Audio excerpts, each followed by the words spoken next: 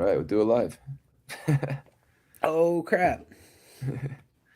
What's up, Tony? All right, how's it going? Pretty Good. Good good. to see you. Yeah. Yeah, for sure.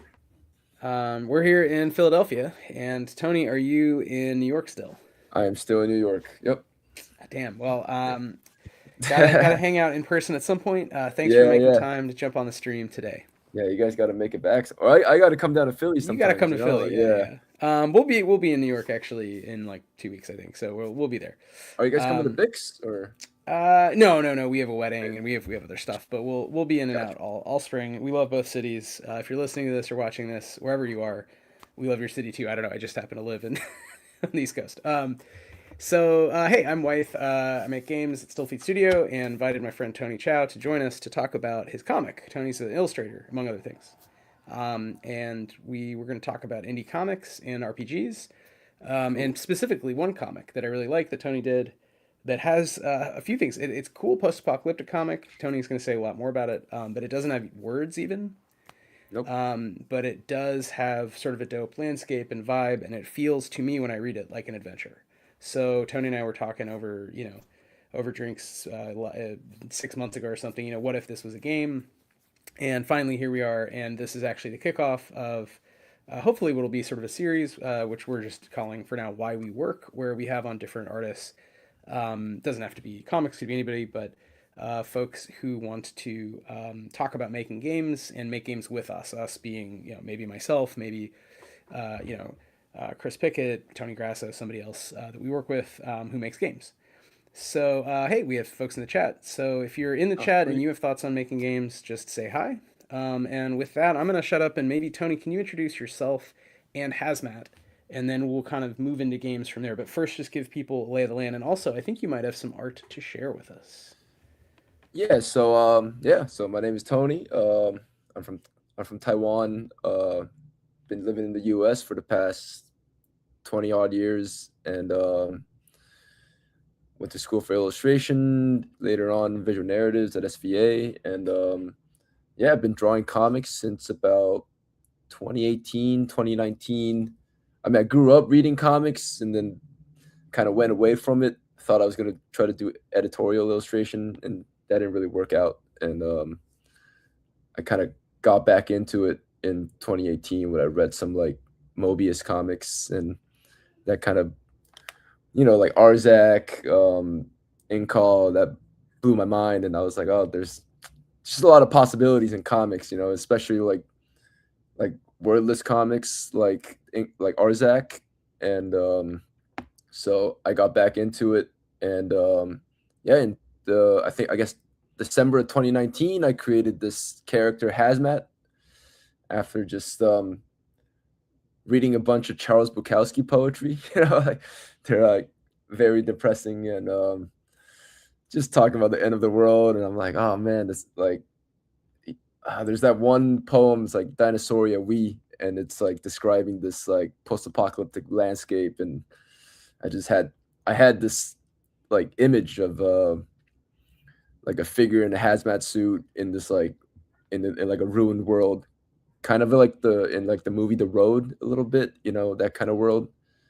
And yeah, I started drawing it. I came up with the first like 8-page chapter, and then COVID hit, and so that felt really timely, and at as we are going through quarantine, I was like, all right, you know what? I think this is I I should continue with this.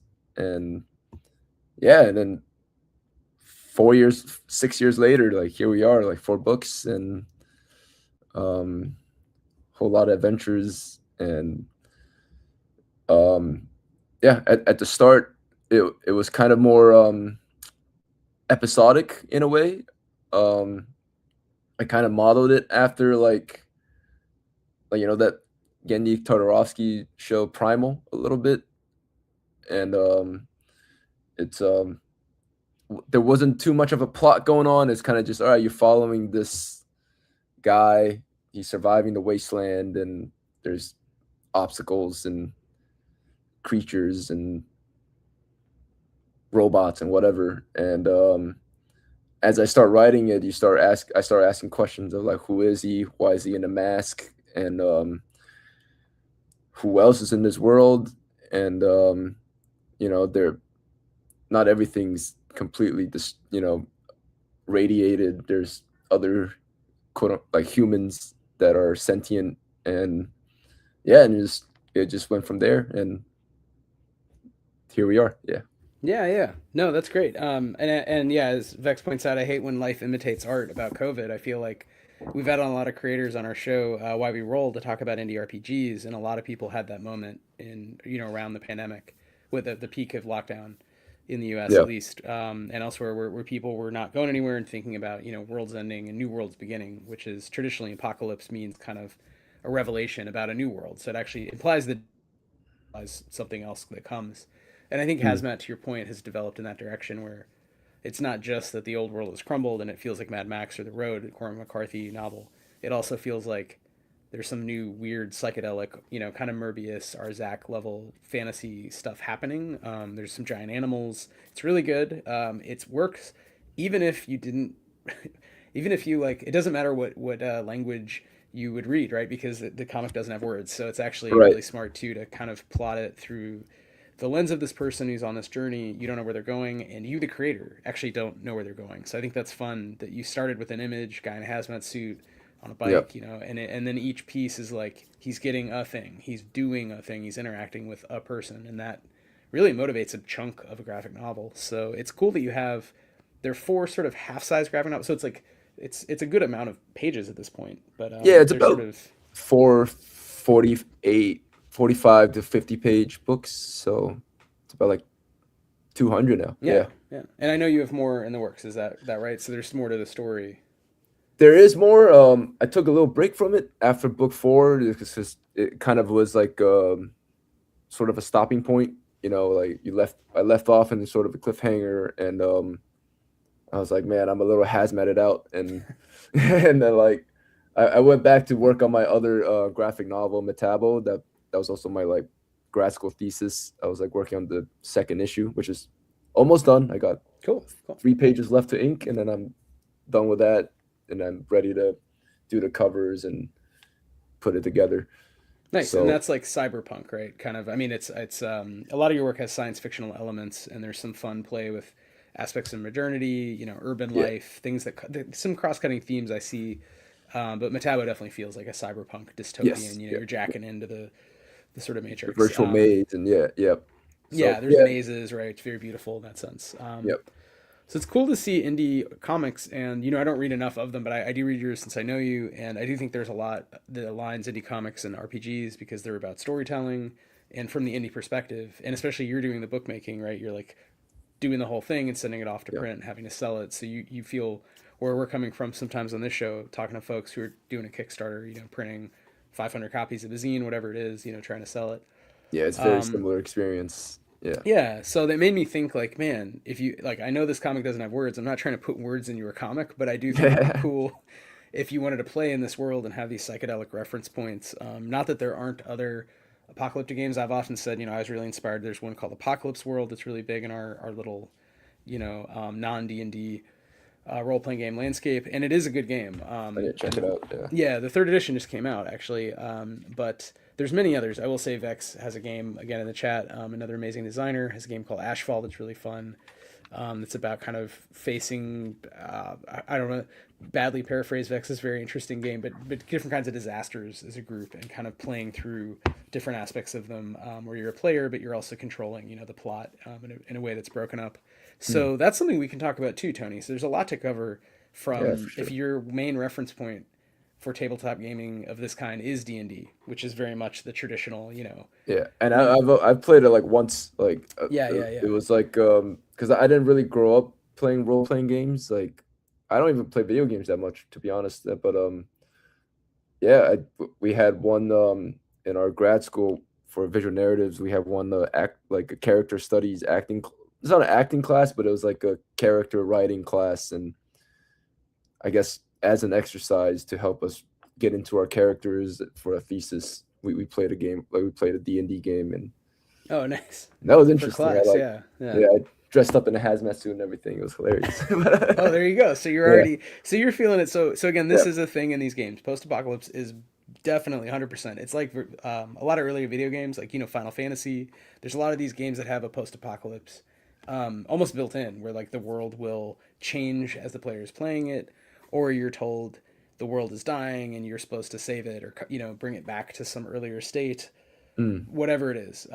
Which of course these narratives, they're not inherently liberatory. I would just say they're the idea of like, oh, it used to be better. That's I'm always suspicious of that. But I will say in this moment, feels like we're in this dying empire. It's been on the decline. You can easily imagine a lot of endings that are bad.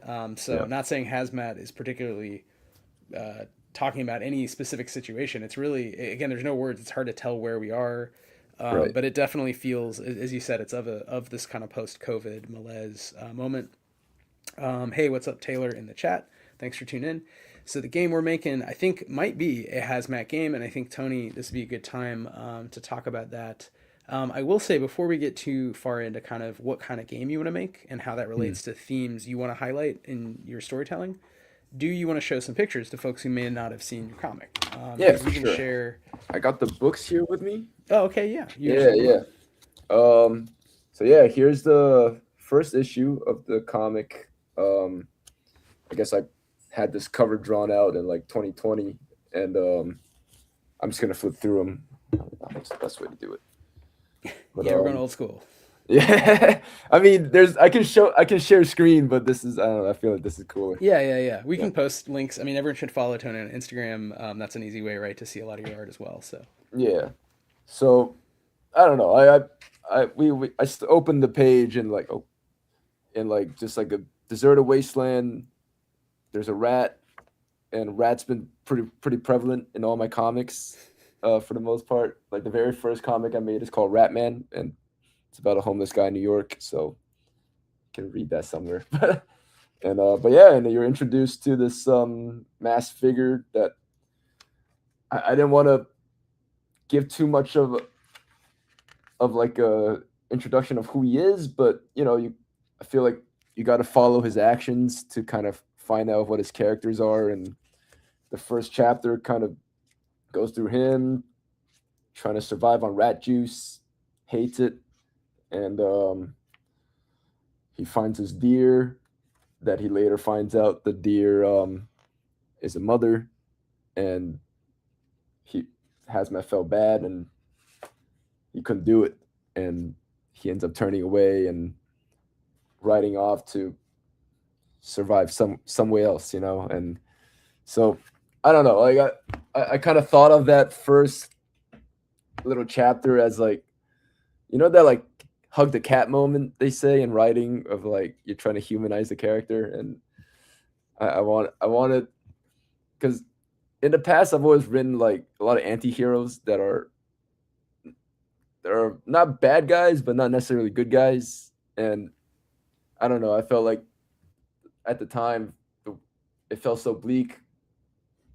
Hazmat needed to be like a hero, yeah, yeah. like Which I think becomes ambivalent without giving anything away as you read. It's less yeah, clear, but he definitely comes off early as like he's a survivor, but he's also like not a jerk, and yeah, that's he's a something that sort of comes up at least once per issue where he's making some kind of moral choice. So again, it feels like D&D in that sense too, where you're presented with like two opportunities: do you kill everyone and steal their stuff, or like leave them alone and go seek heroism elsewhere? Very classic adventure stuff, again, right, without words, done really well. There's a lot of nice surprising elements when you turn the page.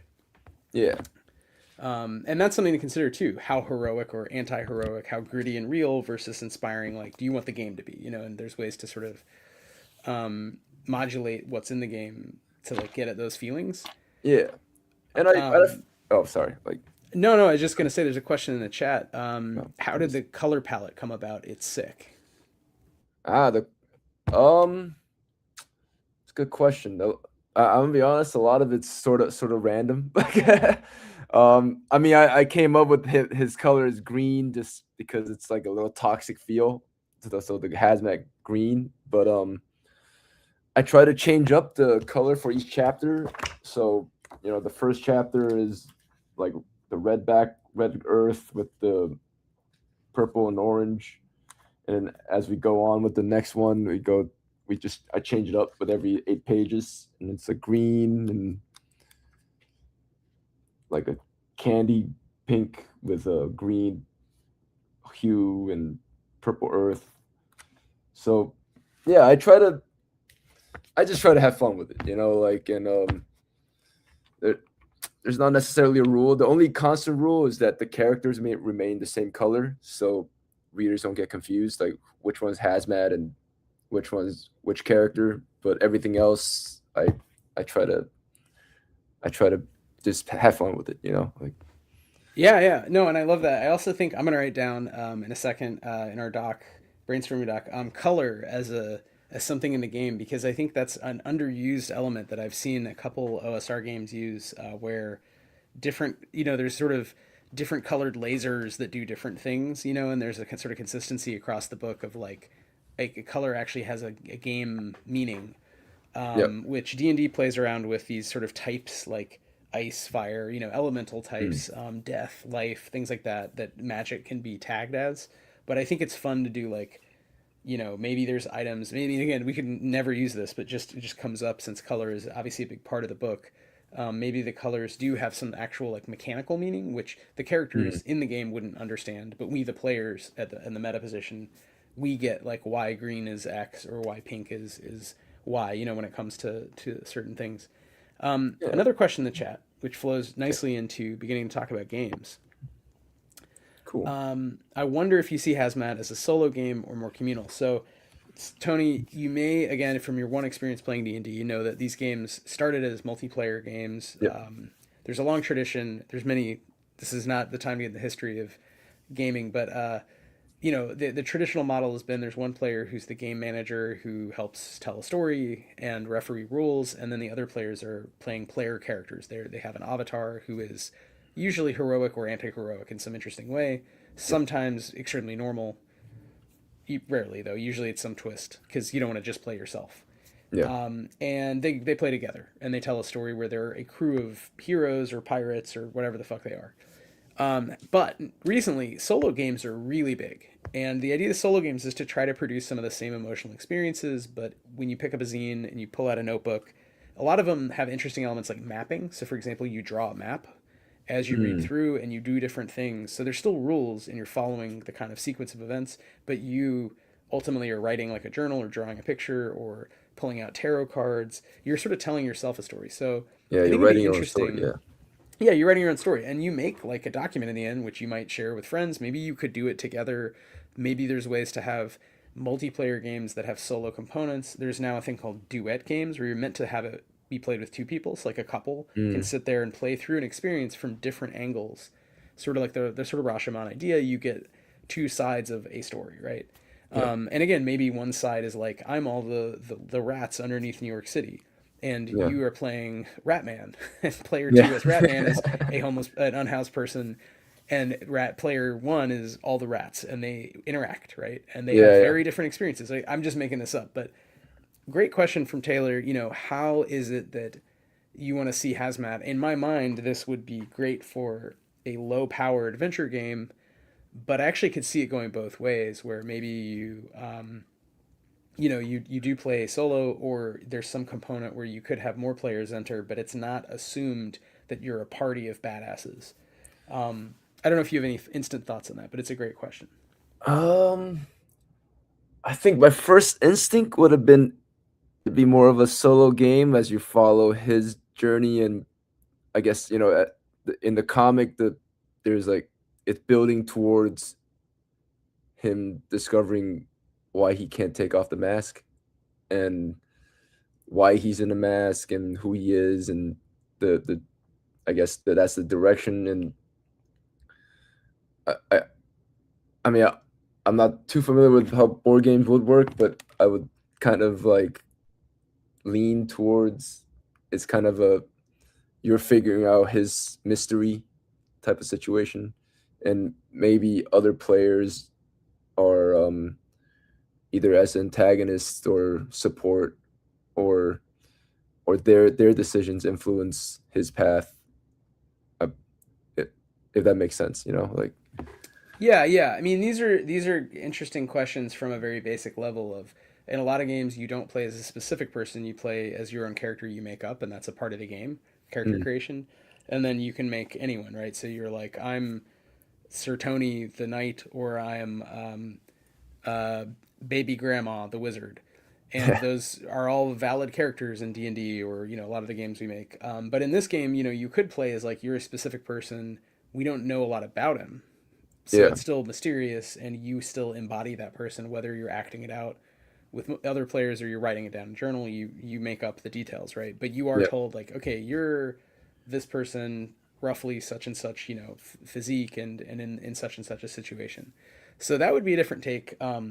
I do like the idea that you said maybe other players enter but they're always messing with this guy, on a yeah. journey. It reminds me actually, Vex in the chat is a game a little like this, Fleetling.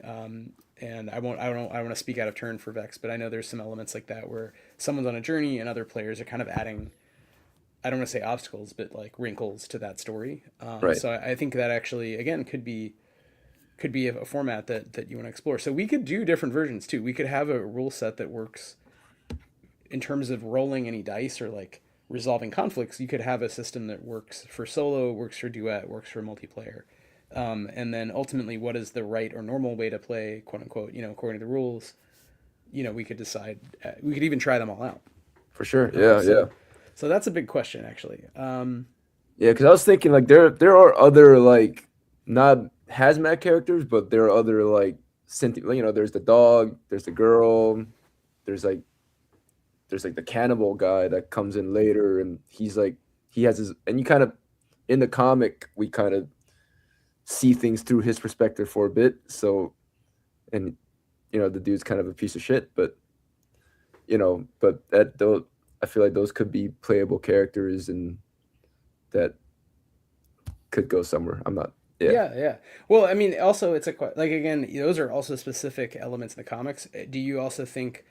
Yeah, are we talking about pre-gens to get you started, or is it always you're playing through, one or more of their stories? I think of the movie Weapons. I don't know if you saw that, which has the different perspectives as it cuts around. I forget the filmmaker's name, but he does that in his movies. But I think it would be cool to also at least put on the table playing as types, like the type of person who's a survivalist, the type of person who's Yeah. a mutant cannibal. I That'd be actually cool think it'd too. be Yeah. fun to Yeah. have Dog. That would Like be cool. Yeah. Dog as a playbook is great.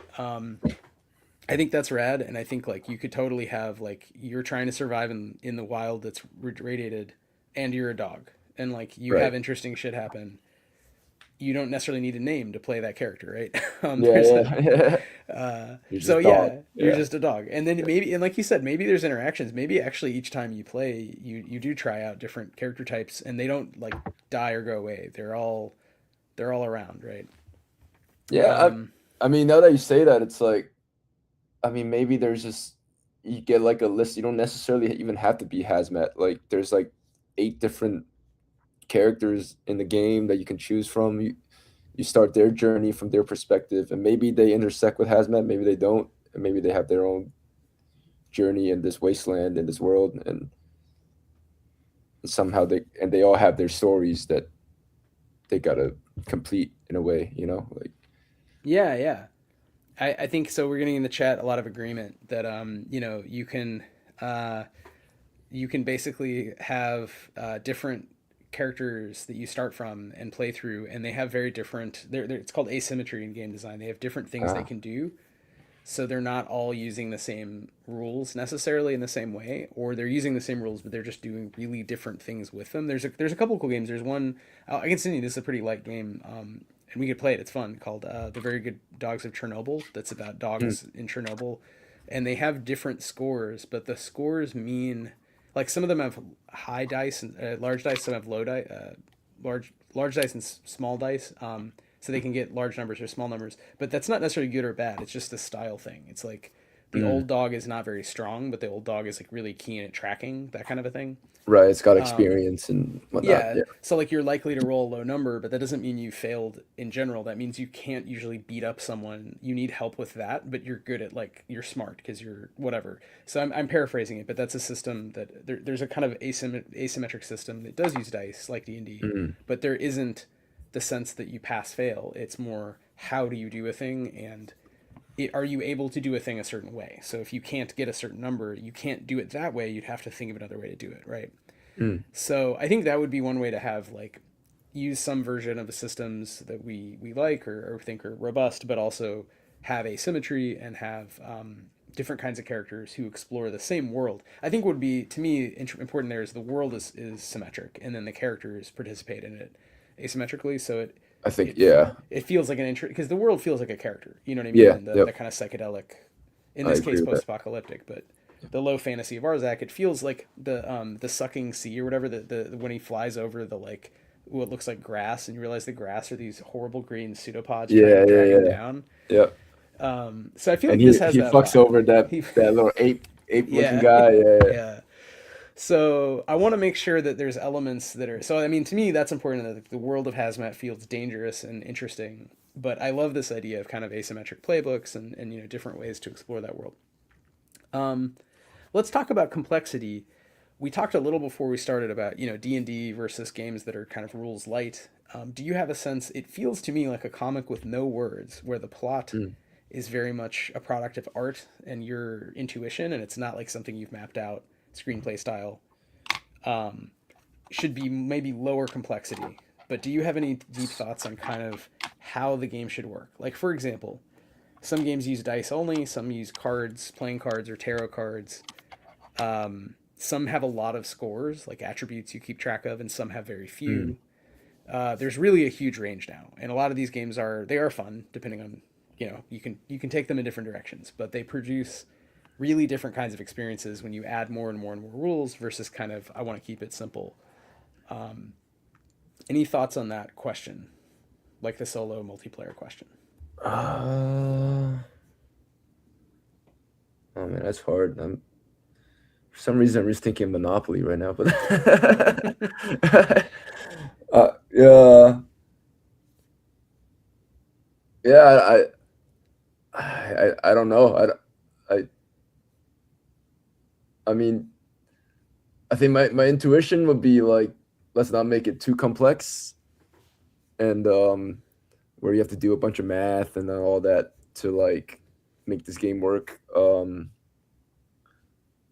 Something a little bit more straightforward, more story driven, rather than like, I don't know. There's a bunch of like mathematical calculations and whatnot. Um, I guess that's my first intuition, but yeah, I have to give it some thought. Like, Yeah, yeah, yeah. Well, no, I think it's something we can come back to. So it's not like a right or wrong or you need an answer right now. Just putting on the table, kind of like the solo, like how many people are experiencing Hazmat as this kind of a game at a time. mm, We're getting some great thoughts in the chat. Shout out to Visceral Codex. So different playbooks up against random events in the waste is a good start for a solo game, and leaning into isolation, bizarre narrative, the comics, and getting the silent comic feel from the rules, right? So that yeah, makes that again would match the comic more, where there isn't dialogue. People have interactions, and you can tell they're interacting, but the comic does not give you any words. We don't know if Hazmat and unnamed, slightly more femme-coded other survivalists are talking or just hanging out, and the dog same with the dog. mm, So I think that's interesting if it's not a game that asks you to keep track of a lot of rules. But yeah, we can come back to that. So just putting out yeah, there that like common things, these are not the only ones by far. There's a couple game designers who have interesting thoughts on non-dice mechanics, but dice, playing cards, tarot cards, dominoes, drawing as a mechanic. yeah. Could there be like scenario cards? Like, is that a thing? You flip and then you see like an image of like a scenario, and you decide what you do with that, or I don't know. Like, it's Yeah, yeah, yeah. like, Cards are is big, that a and thing? people make specific cards for games now. That's a big piece Yeah, of and you don't need words for that. Like, it's just how you interpret an image, basically. And yeah, yeah, like code names or code words. That kind of Rorschach approach. You just see an mm, image and you have to decide. That is essentially how tarot is used in a lot of games. So tarot is, I don't know if you know much about tarot cards, but they have different images, yeah, and they're typed a bit, but they're kind of can be random, and different decks have different images on purpose. So depending on the deck you use, you might tell a different story. Right, right. And there's a few different games that have kind of their own version, but they come with that. The simplest way in a lot of in the tradition of traditional kind of pen and paper tabletop role playing games is to write the things you're describing as lists. So you'd roll a die and you get a random list. So let's say you have a list of D10, so a 10-sided dice, Mm, strange things that can happen in the desert, and mm, you write it down. Um, but there's lots of different ways you do it. You can pull cards, and you can, I'm sure, come up with many other ways besides. I like where you're going with maybe you chop up images from the comic into little cards, right? And right. then that is a little different to produce because you wouldn't just necessarily be printing a zine, although you could just print them as things that the player is meant to photocopy and cut out themselves, etc. Yeah, they have to do some arts Um, and craft themselves. a little bit, yeah. So Yeah, I mean, or you can just sell them, and again, making cards isn't the most expensive thing, but it does. So some of it is also this is getting into what's called product design. So it's kind of like, yeah, oh, are we imagining this as one small book? That's it, or is it a small book that has other paraphernalia? right. But yeah, I like that thought. So definitely don't we can definitely do that, and it's something to come back to in terms of essentially how do we do randomization? How do we bring the world to life? Because again, my Yeah, tradition is you write lists of stuff and then you roll on those lists and you link them together in what's called a generator, like if this then that statement. So if you're in this situation, you roll on this list. If you're in this situation, you roll on this list. mm. Maybe your powers let you change the roll even. So you But kind I of think map out like a little decision tree type of situation. Like, that's how a lot of adventure writing, how a lot of game design goes in the tradition of kind gotcha. of taking the old school D&D stuff and breaking it down, making it new. But I do really I like playing cards a lot. I like playing Yeah, card games. I like tarot, and those are things we've been using more and more in our games in terms of just and I there's just think they'd be different. cool as collectibles. Like it's Well, yeah, obviously, yeah, it'd be dope. So, yeah, yeah. yeah, no, I'm a fan. There's a few games. Blister Critters, actually, one of our games comes with NPCs. There's 48 cards where you pull them out, and they're the different critters and beasts you can encounter. And they're really good because they each have two powers. They have the stats at the top, so they're very fast. They give you a sense of the game. And then games like there's a big game called Daggerheart now that's like a D&D style game where all your powers are cards. So you do a loadout. You have more powers. Like let's say you start with like 7 and you pick 4. And so of 7 cards, you pick 4 of them in your hand and you can use those during the game. This again would be different. This might be a way to like break out the world into random elements. But again, Yeah, as some people have said in the chat, you can do it. You can do it a different way, right? Which is essentially you could have cards that you photocopy, cut out, back of the book, whatever. mm, You could have cards they have to buy that are nice looking. You could have both, frankly. So there's like a kind of yeah, cheaper option and then the right. nicer option that costs another $10 or whatever it is. Yeah, And as Vex points out, Gloomhaven has this. So there's a number which is a big board game that's almost like an RPG, but it's not ultimately. It's about armies fighting, but it's kind of you have a character and a character sheet and there's cards. There's a lot of deck builder style card games now that are like this, where you make your character and you add items and you sort of draw. When you go into a situation, you might have a certain number of cards in your hand. So you could design the whole thing around cards. Actually, yeah, there are a couple of games like this. There's one called Atma that is an RPG that's entirely cards. It is totally up to you. I mean, again, you don't have to decide now. Just putting out there that the format, the product design is another piece, kind of like how complex, how many players. mm, They all sort of relate to these high level decisions. sure. Let's move on. Let me throw out another big question. You're just throwing it all at you, Tony. All right, yeah, I'm You here can for handle it. it. All right. Yeah, yeah, I'm here for it.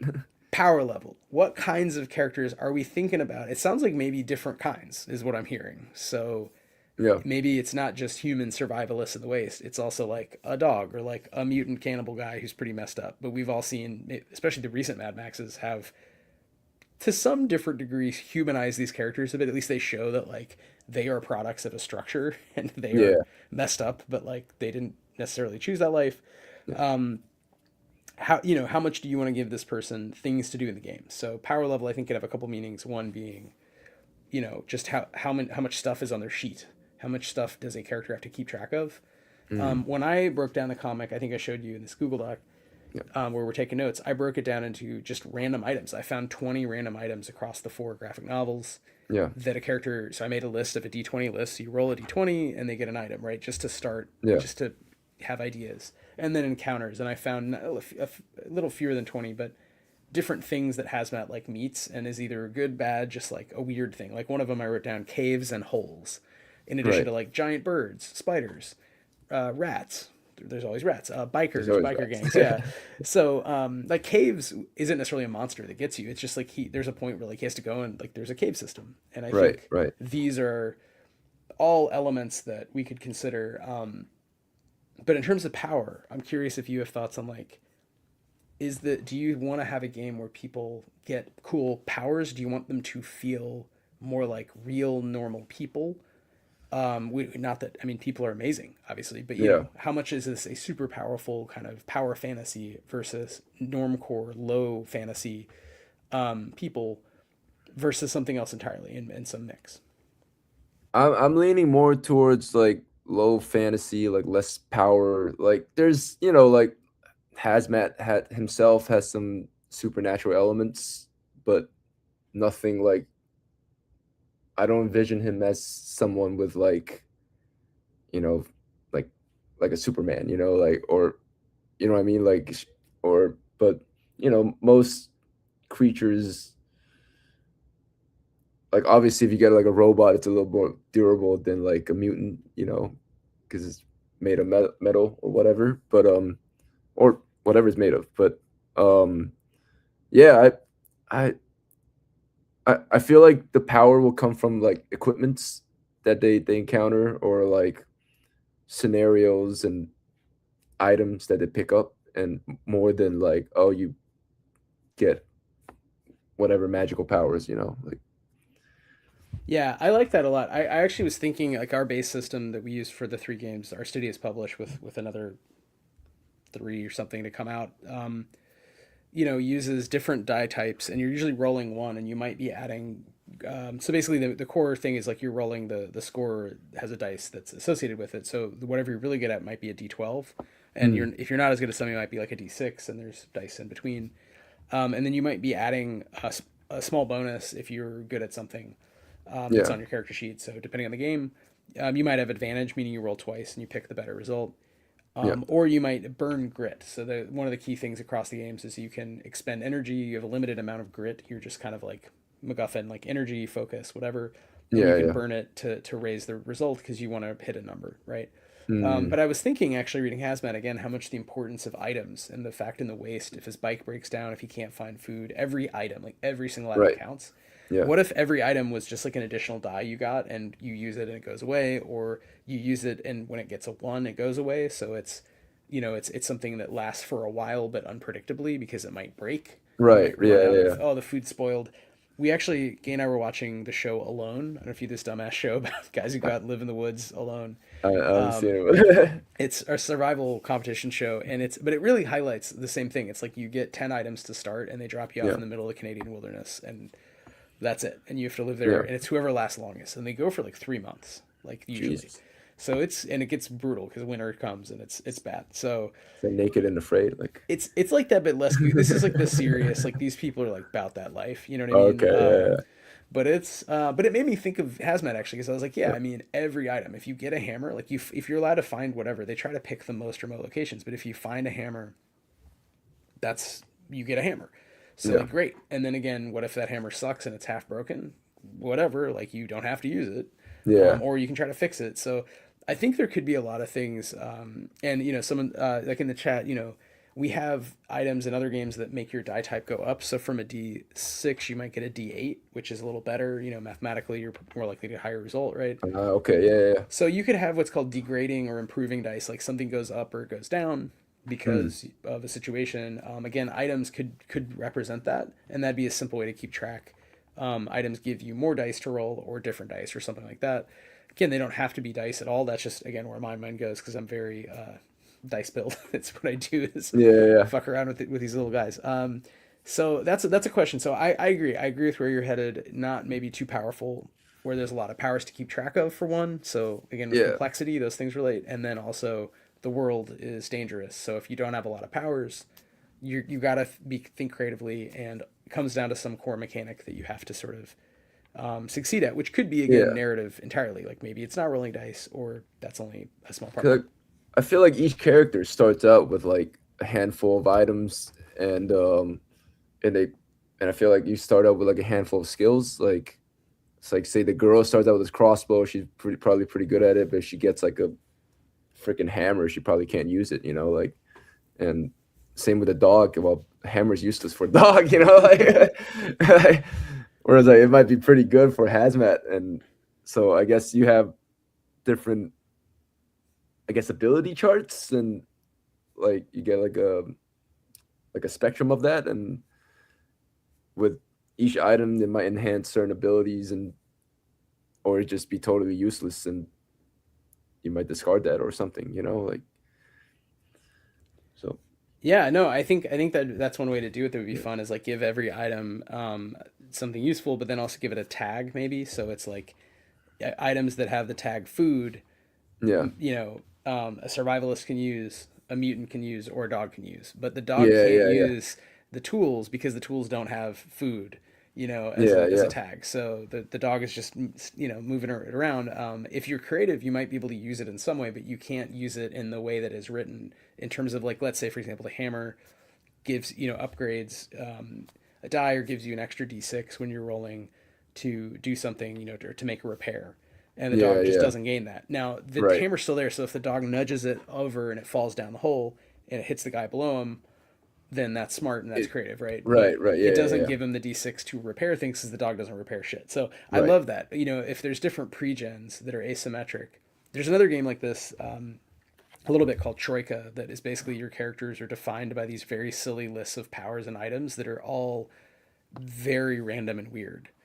Hmm. The last time I played, I got a character called the Claviger, which means a key maker, who's just like covered in keys and has a big key and like can open locks, but that's kind of it.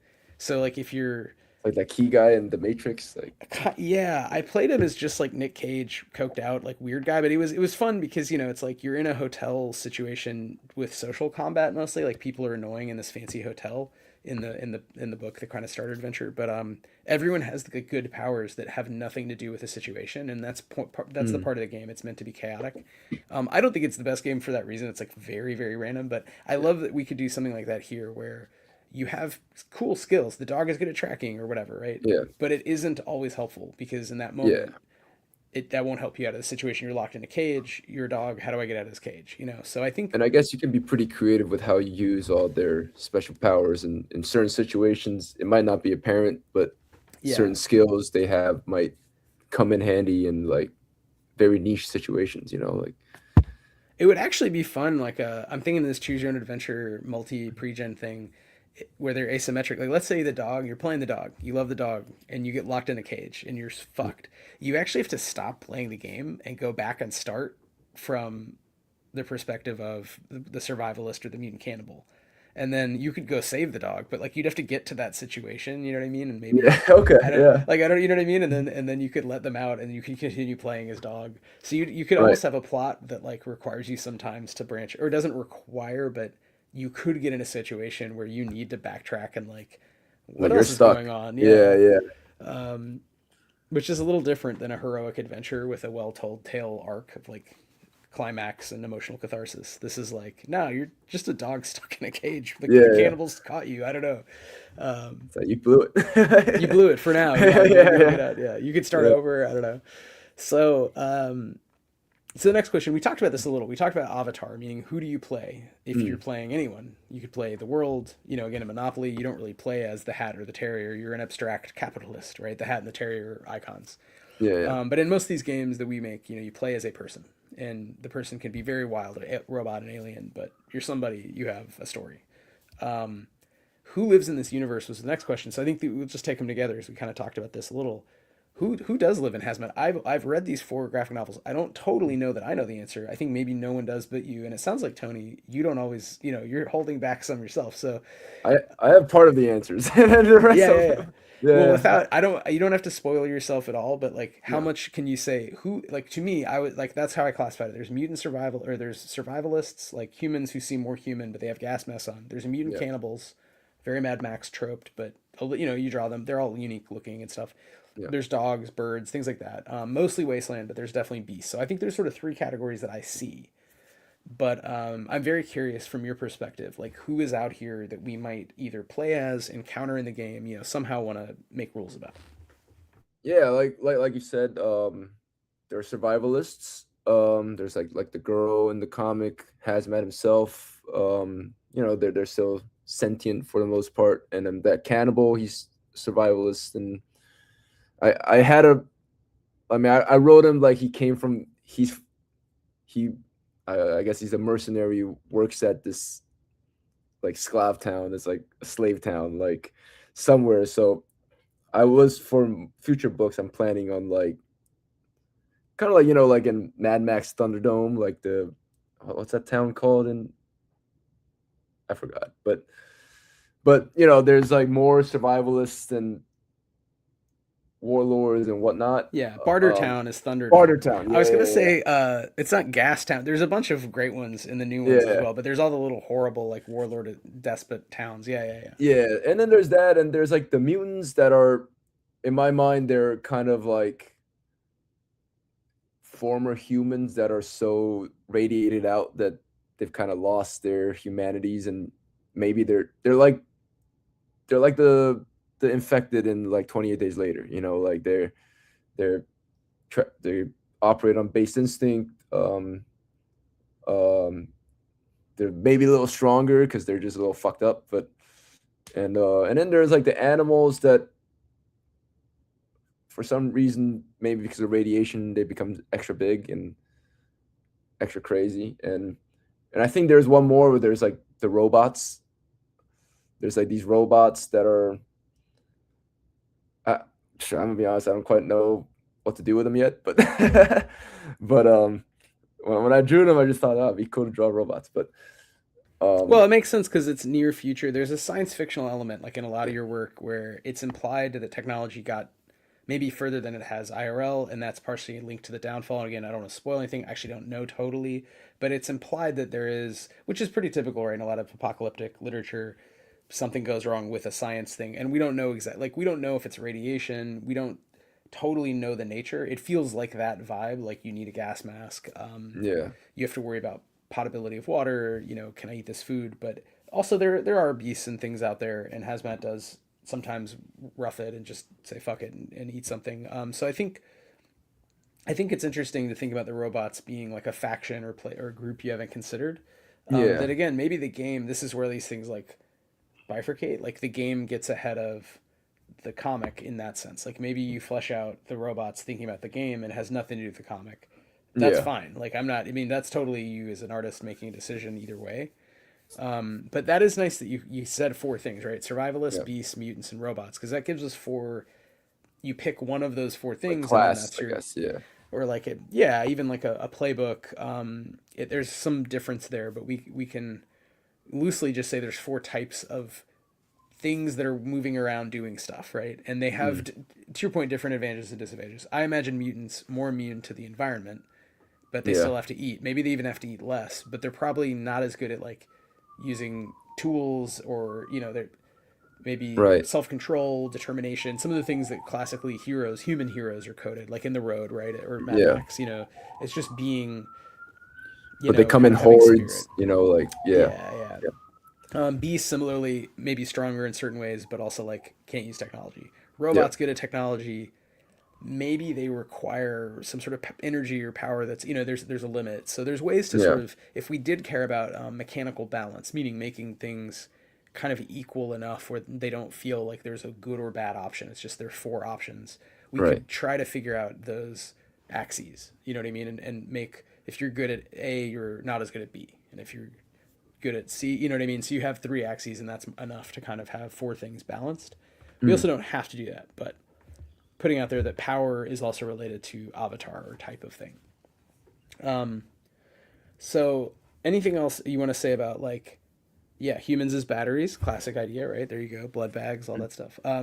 yeah. Anything else about the world that we should know that we haven't covered, just out of curiosity? Um, I've had this idea of this dark tower in this world that like Hell yeah. it's in there. Like it appears in like the fourth book all the way in the end. In the comic, that's I guess in the end of book four, Hazmat's triggered, and that's what he needs to look for, and that's gonna answer a lot of questions for him. And yeah, maybe I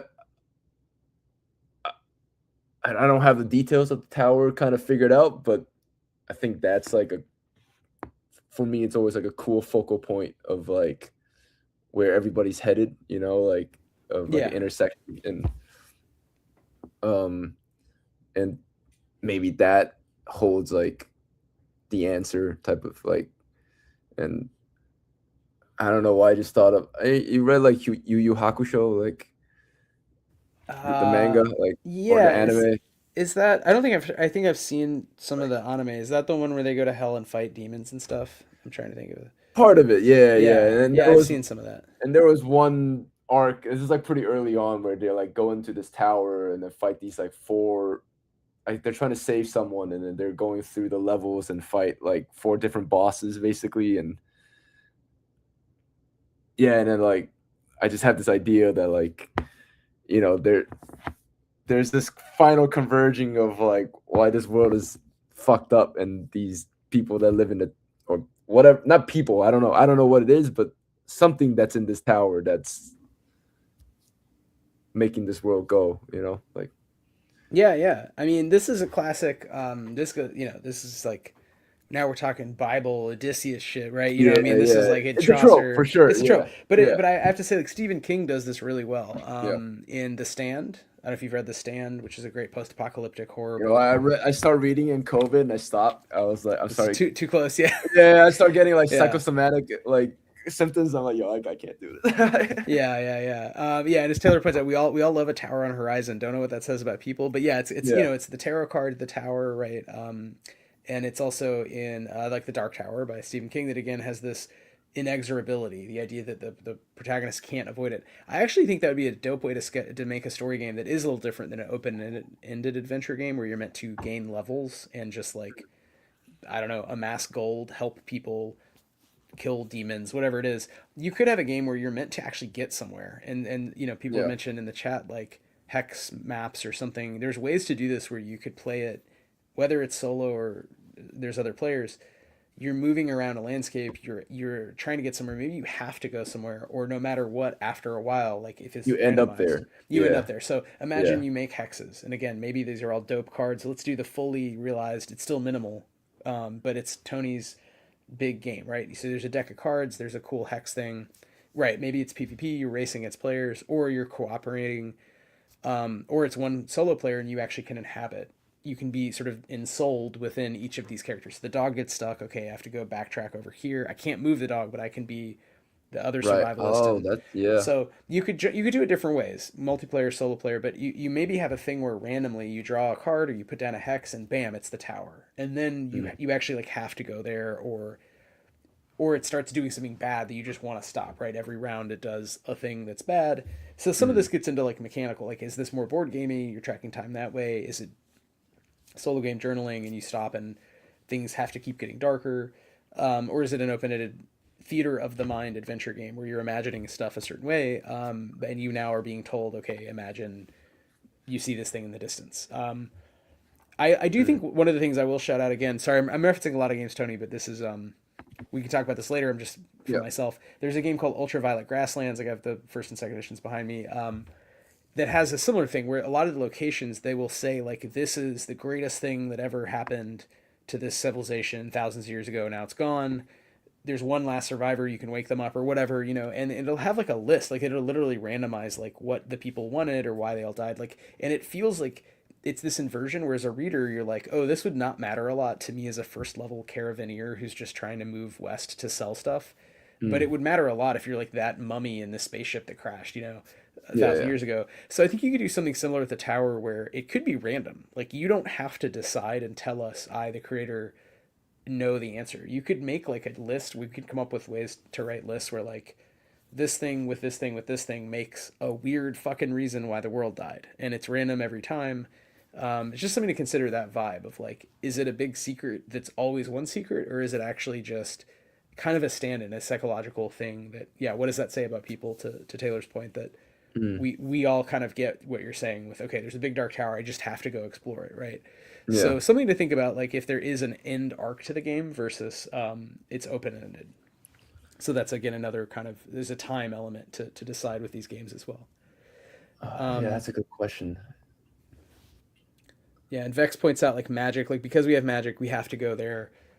I mean, this is kind of like technology, right? Magic technology or psionics, the kind of Akira story, right? Like the new Yeah, flesh, the Cronenberg Otomo idea of like there's a new body, there's a new mind body that's being born, the new age, the turning of yeah, the great wheel of Dharma. That's a thing that you could explore too. Like again, apocalypses are revelations. So something has yeah. happened, something else has been revealed. So getting real philosophical. But those are all the things leading up to the core of like actually what are we going to design, which is game loops. So we're almost at an hour. I think Mm, we can wrap this into next steps. You tell me, Tony. okay. But another, so we've talked about a couple already. One would be character creation or selection or whatever. Who are you? And then another would be like building out the world. Is there like a play mat? Is there a board? What is it? Are you journaling? What are you doing? Um, but the main play loops, like in an adventure game, would be things like exploring, combat, resource management. And I was thinking again, we've even implied like maybe there's food that every character needs to eat. They need a certain amount per cycle. Is it per day? Maybe. Yeah. And maybe characters need different amounts. Robots don't need any. Mm, Cannibals need less. Beasts and humans need more. Um, Again, these are all things to discuss, but the game loops would be sort of like what do you imagine players doing while they're playing the game? So those are, we don't have to decide now, but that's probably the biggest thing that we'll pick up on next time is like, are we fighting stuff? Are we journaling? Are we journaling about fighting stuff? Are we drawing a map? Are we drawing cards? Are we interacting in Barter Town, Gas Town, Bullet Town style encampments and doing social roles or like acting out stuff? Like there are games that model all of this, and I think one of the things to think about is how much you want Hazmat to feel as a game. Like, does it feel similar to a game where it's more philosophical and story driven, and there's not a lot of dice rolling or fighting? Do you want it to feel fighty? Comic feels pretty fighty to me. yeah. I like the fighting stuff. I was like, I like the fighting stuff Yeah. too, so All right. I'm leaning towards that. Cool. Like, yeah, So then that's a game loop. So that's all just to yeah, note, like game loops that we know we want would be character creation and some kind of combat resolution system, meaning right, a giant spider attacks you as a survivalist, you and the dog. Either the spider's going to kill you and eat you and mummify you and you lose those characters, or you overcome the spider, right? Somebody wins. So right. there is an built-in stakes there. Those are all the things when we started to speed through. Those are like blah blah blah blah blah, like game elements that we'd sort of talked about as things that we might want to decide at some point. Yeah. Let me ask you, Tony. Can you say what do you think about just game? Thinking about this whole thing and making a game versus telling your stories, in words and mostly pictures. In the comic. Actually, I could pause on that. I'm gonna use the bathroom real quick, and I'll come right back. Oh hell yeah! Yeah, Okay, yeah, give yeah. me Let's two do seconds. it. Give me two We're gonna seconds. do vamping. What's up, everyone in the chat? If you're enjoying today's random stream, which we're tell us, we'll do more of them. So yeah, and everyone, thanks again for everyone in the stream who's coming up with all kinds of great ideas, and I appreciate it. And I'm gonna guess Tony does as well. And just gonna show some of these. We're all addicted to math rock. Yeah, and if you're enjoying these, we've talked about a lot of other games, not just by us. So we talked about The Zone. That's another good one. Blades of the Dark, Blade 68. Gloomhaven, that's fine. For the Queen. So there's a lot of good games that are coming up in this discussion and in the chat that are really cool. And I will say in terms of asymmetric playbooks, again, we've shouted them out before, but Spencer Campbell's done some cool work with kind of asymmetry in adventure gaming, which I think is something I'd like to explore more. And maybe in a post-apocalyptic game is a good way to do that. So yeah, if everyone is enjoying the chat, let us know, and we will we will continue to talk about not only the grid system but all these other fine games by fine folks. All right, I'm back. All right, just doing a quick preview. These are not too many spoilers, but things from the most recent from number 4, which does end. I checked; it does say to be continued soon. It does to be continued. Yeah, yeah, yes. So there's a lot. I actually like. I will say again, you have a lot with balance of panels where you'll have like film strip style panels, and then you'll have these big spreads and there is a nice kinetic movement to the comic. It does not feel super heroic. It has sometimes these nice like it feels cinematic to me more than super Mm, heroic. It feels like an artsy movie or yeah, anime more than like the rules breaking kind of Marvel stuff, which can be fun and kinetic in a different way, but it to me cues up like a different world. It cues up that mythological nobody ever really dies. Like the stakes feel lower. Whereas mm, when you have those heavy black cinematic frames and you have regularity and then big establishing shots, it feels like a movie, which to me feels very dreamlike. So I like yeah, Hazmat in part because it's always felt like rereading it more recently. It's like it's very dreamlike when you read them all together. And the colors definitely the weird colors just kind of mess with you, and it's one of those dreams where like I don't know why everything is red. What does it mean? yeah, So with that, we're about an hour. So Tony, I want to turn over to you. Thoughts yeah. on it? Could be games, it could be anything. But what are you thinking? Uh, Rapid fire questions have come at you about games. Any thoughts? Any questions for me or the chat? Things you want to talk about next time? Um, yeah. I mean, I think it's just pretty interesting that like I work on it predominantly as um like a solo venture, like Hazmat, and it's I'm making the story, and now making it into a game. You're almost kind of turning it over to the players, and it's similar but different in that like you are creating something, a narrative, but you're not the one like as a creator of the comic, you're the player and the creator, like you're creating the characters and you're making them make decisions. And whereas now I feel like I'm taking a step back from one of the roles and giving the reins to someone else, which is pretty interesting. uh Something kind of foreign to me, I'm not gonna lie. And yeah, it's an interesting process. And yeah, I think that's my main thought of just going doing this whole session today. It's just, oh, like there's so many like different, because before, it's like when I'm making the comic myself, it's like, all right, I want this to happen, I want the character to do this, and the story demands it like this. But now you're thinking as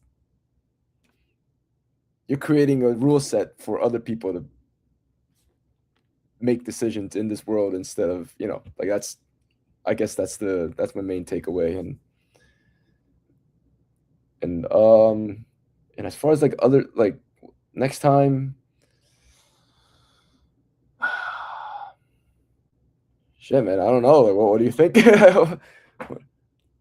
Yeah, no, that's a good. So next time would be a good place to end. Is what do we want to do? I mean, sometimes with these design charrettes, so design, showing off something and talking about where it could go. You want to sort of arrive with basically giving yourself homework. I think Yeah, So I'm not going to give you homework, but I'm going to suggest things that either one or both of us could do. Like for example, characters. So you could start with what kinds of characters do you feel would be fun to play, or would do you want to bring to life? And I do think there's those fundamental things to think about, like are they specific? Is it the dog unnamed from Hazmat, or is it just a a beast, a dog. dog? Yeah, yeah, Maybe it's not even a dog. Maybe it's a cat. I don't know. Is it Hazmat or is it a survivalist? I mean, again, you could see it either way, actually. Because these characters don't have names and backstories in the comic, or we get the backstories as glimpses. There's like yeah. one flashback, maybe, we There's like a know a couple, but little, yeah. yeah, but You so know, like now that you're saying this, I'm almost thinking like Hazmat is not a playable character. You're playing as anybody else, and Hazmat he's out drives the there, world. Yeah, he drives yeah. the world and he's there, but you're some survivalist person. You're some dog, you're some mutant, you might run into him and then might fuck your day up. But Yeah, yeah. No, exactly. He like could be more of a bad guy in that sense, not like like evil necessarily. Is just like well, it it depends wouldn't on who you are, right? depends who Like you are, right? yeah, Yeah. yeah. So that's an interesting thing. So maybe thinking about characters and a little more around what you want from them, maybe scores, attributes, or what are things characters have. One of the Yeah. things Vex has brought up, working backwards from aesthetics. So Vex is suggesting, what about things you want as artifacts of play, what visual impressions you want things to have. So um, I think of interpreting that a couple different ways. One might be, are you like writing or drawing stuff that you have at the end? So again, that idea of a map or journal. But Mm. another might be for me as a GM. I think often in games I'm describing. Often it's called spamming in speculative fiction. Like you're spamming the world with details, Yeah. and you're just like you have to make shit up constantly. You're like, yeah, the spaceship hallway. Of course, I know what spaceship hallways in the far future will look like. You just make stuff up. So I Yeah. think maybe there's also a question of the aesthetics of like how to draw your comic, but in the game, is someone imagining it? Like, are they using visual props? Are they imagining their own version? And is it going to be pretty different? That's where I was going with color Mm. way back. Was if you imagine someone hasn't read your comic much, they've seen maybe the zine, the game has imagery from you, obviously, Yeah. but they kind of don't know the comic, but they know post-apocalyptic fiction. They know the world in that sense. What are ways to cue up in their mind some of the same things that you draw in the comic? So then they do read the comic, like, oh yeah, I totally get that, right? So Yeah. I think there's different ways to do that. You talked about like literally giving them imagery, like cards or something, but there's also again writing evocative descriptions or just scenarios, like putting them in scenarios that happen in the comic, but again, out of order. It's not Hazmat's life; it's someone else's journey through this Yeah. wilderness. And what are the themes? And something we didn't really hit on, but maybe something to think about for next time. Also, are themes. Do you want this to feel heroic at all, or even is there hope or possibility? This is something you could argue, I guess, in a literature class about like the road, right? Like, is it Mm. hopeful or is it just like, dog, that shit is sad? Um, I mean, I would say Mad Max similarly. Like, I think it's meant to be hopeful. It's an action movie sort of franchise, but it's also got a Yeah. lot of despair and just people who give up. And so, I think there's something to the theming. Vex also saying giving factions or biomes, different color palettes. So I do Yeah, think there's for things you could do sure. with game design where you could take Yeah. this kind of palette and break it up into a book, and you would know kind of different character types based on the colors, different Yeah. powers, items, how useful they are.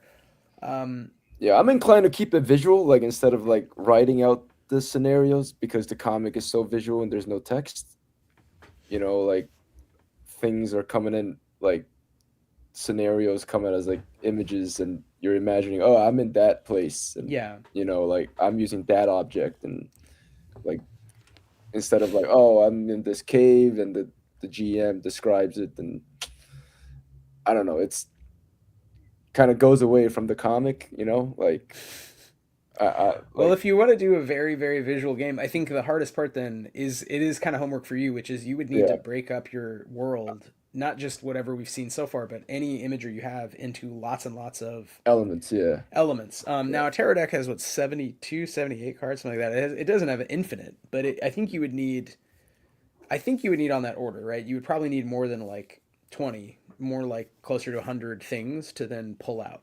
Yeah. Um, That'd be fun to do. yeah, I yeah. like it. Yeah. So that might be something fun, and then that might be Yeah. closer to board game design. In that in the future we might be prototyping, meaning you'd be holding up pieces of paper you'd cut out with, you know what I mean? You'd have to print them, or I'd have to Yeah. print them, and so that's a little different than sometimes we talk about these things coming from the theater of the mind tradition, where yeah, the GM Mm, describes stuff, yeah. Yeah. maybe rolls on tables, whatever. But in that sense, you're not using visuals as much. Today's games are more and more visual. People use what are called virtual tabletops. They make little tokens on a map and they move their Oh yeah. guys around. So that again, you could imagine actually designing for a virtual tabletop is another option that we didn't That'd be even crazy. get into. So we can talk offline about this, but Tony, think about things you Yeah. want to do. I definitely think as a challenge, if you want to make it very visual, what are the key visuals? Like even Yeah. examples, just a couple. And I definitely think characters. I think there's something there. It seems like we're all excited about playing a fucking dog and playing a mutant who's just a mutant who's like, I'm just born, this is my Yeah. Yeah. world. It's Tuesday. Right. Um, so yeah, that's any last thoughts from the chat. Otherwise, I think we're gonna bid everyone adieu, and I'll let Tony get back to being a working artist out there. Yeah. I think that covers it. Like I'm gonna start. I'm definitely start thinking about just